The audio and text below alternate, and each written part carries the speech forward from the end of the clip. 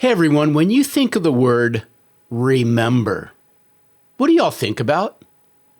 As we kick off our time together this week, by the way, we're going to have a great time with this one. I want us to think about that word remember. And I want us to reflect on this.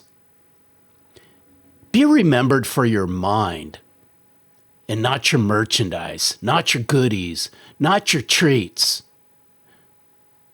What do you want to be remembered for?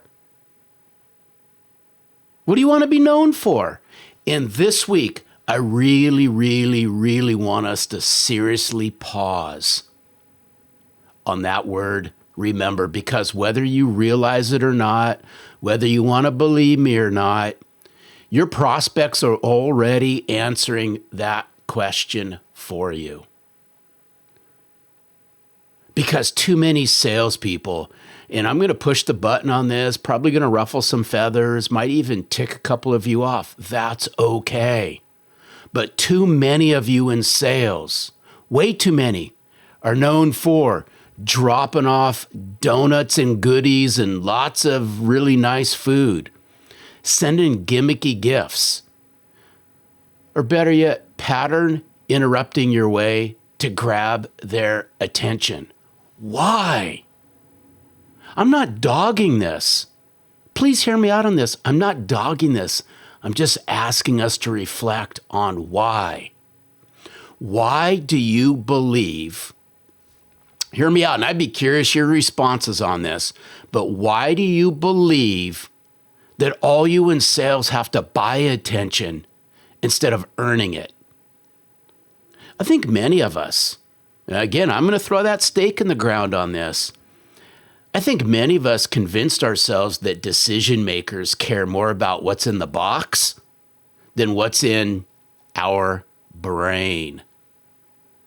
Because I don't know about you, but inquiring minds want to know. I really don't think an executive, the president of a company, a CEO, has ever said this: wow, that coffee mug really helped me rethink my business strategy. Or, wow, those box of donuts really helped me think completely different about my business. However, these key executives, these executive leaders, the ones that are steering the ship, creating vision for their company, they're going to remember this. They're going to remember the sales professional who challenged their thinking. They're going to remember the sales professional who brought a fresh perspective. They're going to remember a sales professional who spoke their language and understood their business. They're going to remember a sales professional who brought meaningful value that cut through the noise every single time. So again, going to ask you, what do you want to be known for? How do you want to be remembered? Do you want to be known as that person who shows up with stuff and goodies and box of stuff? Or do you want to be known as that sales professional who showed up with business substance? Huge difference, my friends. Hopefully I got you thinking. I'm going to leave you all with this. And again, thanks for hanging out with me this week. Maybe it's time that we stop trying to be remembered for what we give, the goodies, the treats, the gifts, the stuff in the box. And how about we start being remembered for how we get people to think about their business? Hey, thank you so much for hanging out with me.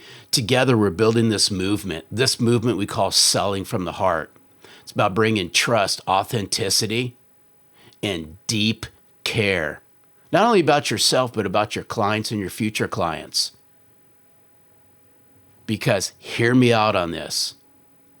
Your clients and your future clients, they'd rather connect to and do business with a sales professional who sells from the heart, who brings business substance to the forefront, as opposed to a lot of sales reps out there who are merely more than an empty suit. Have an amazing day.